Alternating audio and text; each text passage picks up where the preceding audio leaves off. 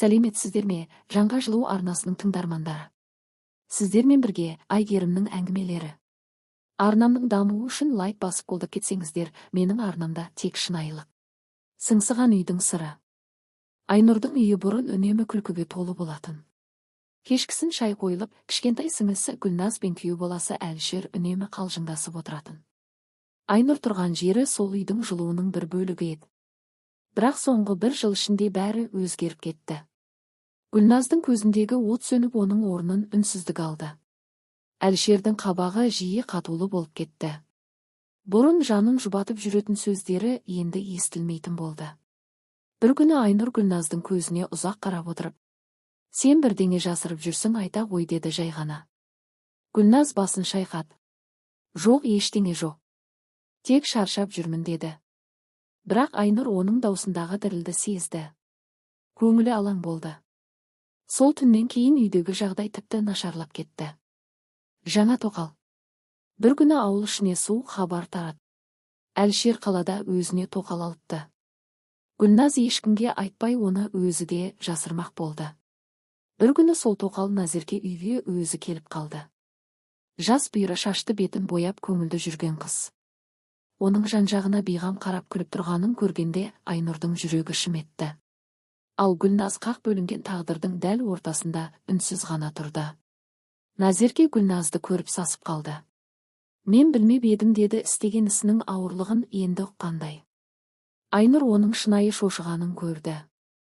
Бұл кекілжің Назеркенің ойланып жасамаған қадамы екені анық еді. Жарылыс болған кеш. Сол кеште бәрі ушығып кетті.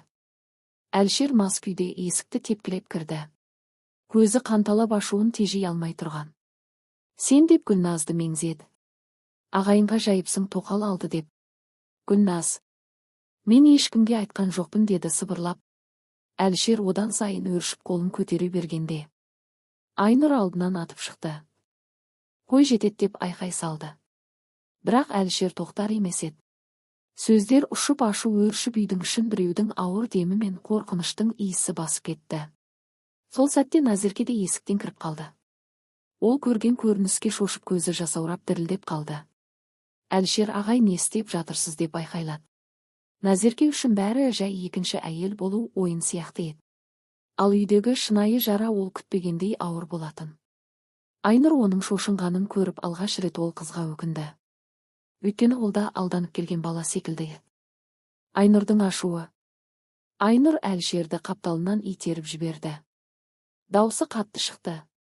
«Егер тағы бір рет сіңлімді қолыңмен ұратын болсаң, мен сені бүкіл елге масқара қылам, сен еркектік жолдан тайдың, намыстан айырылдың». Әлішер тоқтап қалды. Айнұрдың көзіндегі оттан қорыққандай үнсіздікке шомды. Назерке болса жылап тұрып: «Мен кетем, бұндай отбасына араласқым келмейді», деді. Ол қыз асығыс есікке қарай бет алды, қайтып келмеуге бекінгендей. Гүлназдың үнсіздігі. Түн тынышталғанда Айнұр Гүлназдың жанында отырды. Гүлназдың бетінде жас, жүрегінде жара. «Неге үндемей жүрдің, неге айтпадың маған? Мен отбасымды бұзғым келмеді», деді Гүлназ. «Біздің отбасымыз әлде қашан бұзылған еді, сіңілім», деді Айнұр. Гүлназ басын Айнұрға қойып жылады. Сол жылау жылдар бойы жиналған жан айқайы еді. Жаңа таң. Әлішер сол түннен кейін үйге оралмады. Назеркеде ізім ғайым жоқ болды. Ал Гүлназ 1,5 айдан кейін ажырасуға арыз берді. Қиындық көп болды, сөзде өсекте жүрді. Бірақ бір нәрсе өзгермеді. Айнұр сіңлісінің жанынан ешқашан кетпеді. Жылдар өте Гүлназ қайта күле бастады. Өз кәсібін ашты, баласын өсірді.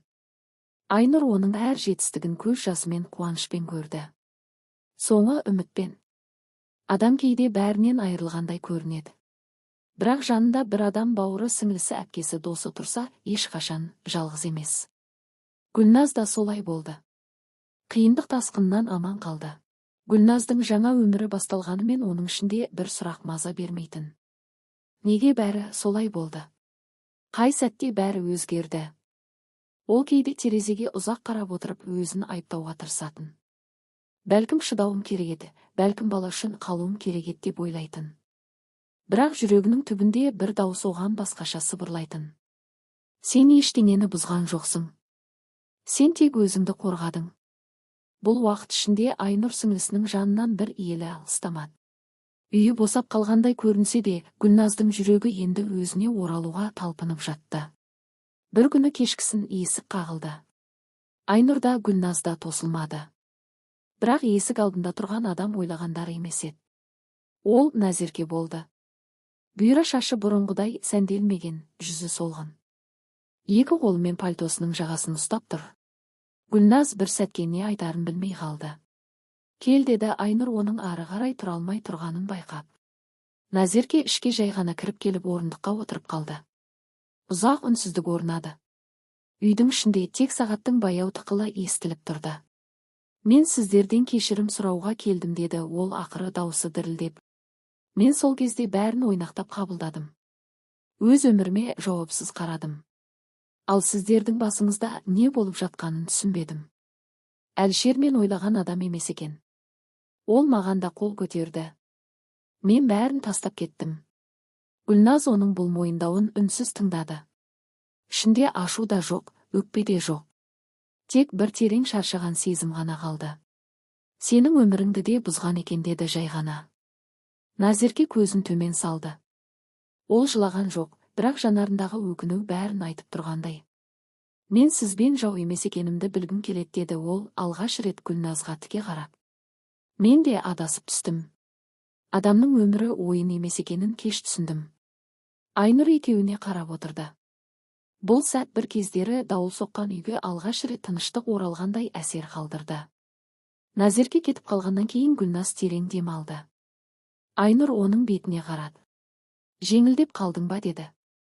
Иә деді Гүлназ, өзімді кінәлауды тоқтаттым. Сол күннен бастап Гүлназдың жүрегі біртіндеп жазылып келе жатты. Ол енді өткенді еске алғанда өзіне кінә артпайтын болды. Барлық ауырлықтан арылғандай өмірінің жаңа тарауын ашты. Көктем жақындағанда Гүлназ жаңа жұмысына шақырту алды. Жаңа ортасы, жаңа адамдар, жаңа мүмкіндік. Сол жерде бір адам пайда болды. Айнұр ол туралы алғаш рет Гүлназдың жүзі ерекше нұрланып кеткен кезде байқады. Гүлназ сәл ұялып жымиып, жоқ, жай көмек көрсеткен әріптес деді. Айнұр күліп, жаралады, жай болса жай болсын, бірақ жүрегіне жылу беретін адам екені көрініп тұр деді. Гүлназдың жаңа өмірі жүріп жатты. Ол енді өткенге бұрылмайтын болды. Оның қайтадан күлуге, сенуге, сүйретілген ауыр жүктен арылуға күші жеткен еді. Ал бір күні кешке есік тағы қағылды. Бұл жолы тұрған адам мүлдем басқа еді. Әлшер. Жүзі тозған, көзі қызарып кеткен. Үнсіз тұр. Ештеңе айтпай есік алдында қатып қалған. Айнұр мен Гүлназ бір-біріне қарасты. Бұл сәтте өткеннің салқыны қайта сезілді. Бірақ Гүлназдың жүрегі бұрынғыдай дір етпеді. Ол есікті жартылай ғана ашып, не үшін келдің деді салқын дауыспен. Әлшер үнсіз тұрып қалды. Сөйлегісі келсе де айтуға сөз таппай тұрған сияқты еді. Ол Гүлназдың қазіргі күйін көріп бұрынғы өз әрекеттерін ұғынғандай болды.